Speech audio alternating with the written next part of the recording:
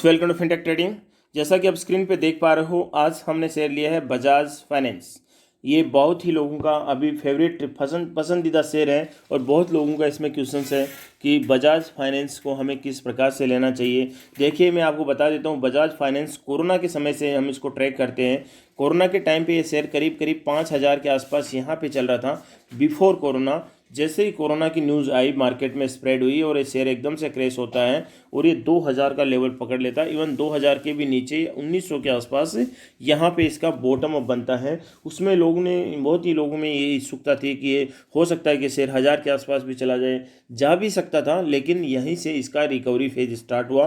और जैसे ही इसका रिकवरी फेज स्टार्ट हुआ और ये 2,000 से सीधा जाता जाता जाता जाता सीधा 8,000 पे चला गया।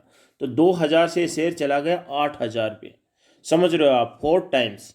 उसके बाद में क्या हुआ? उसके बाद में लगातार इस शेयर में कंसोलिडेशन है।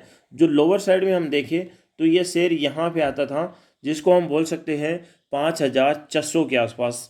5,400 के आसपास एक दो बार बॉटम बनाया और बाद में ये 6500, 6400, 6500 के आसपास आता था और इस रेंज बाउंड में ये शेयर रहा। उसके बाद में जैसे ही 8,000 को क्रॉस किया तो ये पहले से ही प्रिडिक्टेबल था कि जैसे ही 8,000 को क्रॉस करेगा ये 10,000 की तरफ जाता हुआ नजर आएगा, जो कि इस शेयर में दिखाई भी दे रहा है। हम इस शेयर में आगे बढ़ने से पहले इसके फंडामेंटल्स जान लेते हैं। और फंडामेंटल्स जानने से पहले मैं आपसे एक छोटी सी रिक्वेस्ट करूंगा, यदि आप चैनल में फर्स्ट टाइम हो तो प्लीज़ चैनल को सब्सक्राइब कर लीजिए, वीडियो को एक छोटा सा लाइक कर दीजिए, जिससे हमारा हौसला जो है मोटिवेटेड रहे और आपको भी लेटेस्ट इन्फॉर्मेशन मिलती रहे। बजाज फाइनेंस मैं बता देता हूँ एनबीएफसी कैटेगरी से आता है। NBFC non banking finance corporation से आता है। ये एनबीएफसी की सबसे बड़ी कंपनी है, जिसका मार्केट कैप जो है 5.5 लाख करोड़ है। और देखा जाए तो अभी ये 9,000 के आसपास ये शेयर ट्रेड कर रहा है और वन वीक कैंडल चार्ट पे ये शेयर हमें बढ़ता हुआ नज़र आ रहा है और आगे भी इसमें स्ट्रेंथ है, क्योंकि ये अपने हाई पे चल रहा है। ये कितना हाई पे जाएगा, इसका कंसोलिडेशन आप देखो, 2022 से लेके 2024 2-2.5 साल का कंसोलिडेशन है। तो ये कंसोलिडेशन पीरियड आपको अप साइड में लेके ही जाएगा, इसमें कोई डाउट नहीं है। और दूसरी बात ये देखते हैं कि इसका पी रेशियो कितना है, पी वैल्यूएशन कितना है। तो पी वैल्यूएशन इसका अभी बहुत ही अच्छे लेवल पे चल रहा है। पी वैल्यूएशन इसका आ रहा है 34 के आसपास समवेयर। तो ये अच्छे लेवल पे चल रहा है। 1 ईयर में इसने रिटर्न दिया है 28%, 3 ईयर में 27% और 5 ईयर में 5 ईयर्स में 200%, यानी 5 साल में इसने डबल करके दिया है। तो आप यहाँ से समझ सकते हो कि ये हो सकता है कि आने वाले 5 साल में आपको फिर से डबल या ट्रिपल पैसा बना के दे सकता है। आपकी जो एंट्री पॉइंट 8,000 के आसपास यदि आपने बनाई है तो भी ठीक है, और यदि लोअर लेवल में आपने बना रखी है तो बहुत ही बढ़िया है। आपने यदि इसमें पैसेंस दिखाया है, इस लेवल में पैसेंस दिखाया है, तो उसका रिवार्ड लेने का मौका अभी आ चुका है, जो आपको मिलेगा ही मिलेगा, जो आपका हक है। आरओई इसका देखिए, रिटर्न ऑन इक्विटी तो 18% है और इसके क्वार्टर्स एकदम गुड आ रहे हैं। कहीं भी शेयर में कोई डेट नहीं है, कहीं कोई फ्रॉड नहीं है, कहीं कोई बैड न्यूज़ नहीं है। इस शेयर की सबसे अच्छी बात यह है कि इसमें कुछ भी गड़बड़ होता है तो मैनेजमेंट खुद सामने आके ये बताता है कि हाँ, हमारे साथ में ऐसा हुआ है, आपको घबराने की कोई ज़रूरत नहीं है। जिससे कि जो भी वैल्यूएबल ट्रस्टेड जो कंपनियां होती है ऐसा करती ही है। तो ऐसा करने से क्या है, इन्वेस्टर्स को और उस पर भरोसा होता है कि मैनेजमेंट खुद आके सामने ऐसा बोला है।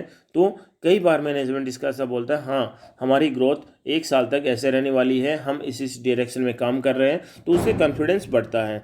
वहीं शेयर होल्डिंग पैटर्न में देखिए तो 54% इसका प्रमोटर्स के पास में, एफ आई इसमें 20% है, डी आई 15%, 15%। कोई भी शेयर इसका प्लेज नहीं है।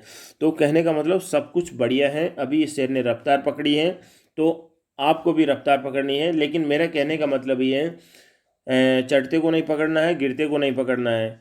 तो ये अभी चढ़ रहा है, तो आप इसमें यदि यहीं पे एंट्री बनाओगे, 9,000 पे एंट्री बनाया और ये शेयर कहीं दखल के वापस 7,000 की तरफ आ गया, तो आप बोलोगे ये तो गड़बड़ हो गया। तो आपको यहाँ पे एंट्री बनाना मेरे हिसाब से थोड़ा सा रिस्की हो सकता है, लेकिन ओवर द टाइम शेयर तो अपसाइड में ही जाएगा। यदि आपने इस कंसोलिडेशन में एंट्री बना रखी है तो वो बहुत अच्छा है। यदि 8,000 के आसपास इस ब्रेकआउट में एंट्री बनाई वो अच्छा है। लेकिन यहाँ पे एंट्री बना रहे हो तो आप अपने रिस्क कैलकुलेट करके ही एंट्री बनाना, क्योंकि 9,000 पे ऑलरेडी चला गया शेयर, तो थोड़ा सा रिस्क पे, क्योंकि हो सकता है कि 10,000, 11,000, 12,000 भी चला जाए। लेकिन अभी मार्केट सेंटिमेंट जो है मुझे ऐसे नहीं लग रहे, क्योंकि अभी जो मार्केट का जो ऑल टाइम हाई है निफ्टी का, जो करीब करीब 27,000 के आसपास का है, वो अभी आसपास में ही नहीं है। अभी 23,000 के अराउंड मार्केट घूमता हुआ नज़र आ रहा है 23,300, 400, 500, 600 वहीं घूमता हुआ नज़र आ रहा है, तो थोड़ा सा कैलकुलेटेड रिस्क हो सकता है। आप एक बार और इंतज़ार कर सकते हो कि ये जब 8,000 के आसपास एक बार टच दे तो उस समय आप एंट्री बना सकते हो, क्योंकि भागते को नहीं पकड़ना है, गिरते को नहीं पकड़ना है। ब्रेकआउट पे आप ले सकते हो, आप सपोर्ट पे आप ले सकते हो, और गिरते हुए शेयर में आप बाई ऑन डिप स्ट्रेटेजी में जा सकते हो, एसआईपी कर सकते हो। ये सारी चीज़ें हो सकती है, लेकिन आप अपने हिसाब से, अपने फाइनेंशियल एडवाइज़र के हिसाब से इसमें रिस्क लीजिए, नहीं तो एक बार इसको आप अवॉइड कर सकते हो। अवॉइड करना कोई बुरी बात नहीं है, कम से कम आपकी कैपिटल बची रहेगी आपके पास में। नेक्स्ट टाइम जब मौका आएगा, और मार्केट में बहुत से शेयर है, यही नहीं कि एक बजाज फाइनेंस आपसे छूट गया तो और मौके छूट गए, और बहुत से मौके हैं। वीडियो लेंथी नहीं हो, इसलिए यहीं मैं वीडियो को पॉज करता हूँ। और यदि आप फर्स्ट टाइम हो तो प्लीज़ सपोर्ट करने के लिए एक सिंपली थैंक यू लिखिए, चैनल को सब्सक्राइब कर लीजिए। Thank you, thanks a lot.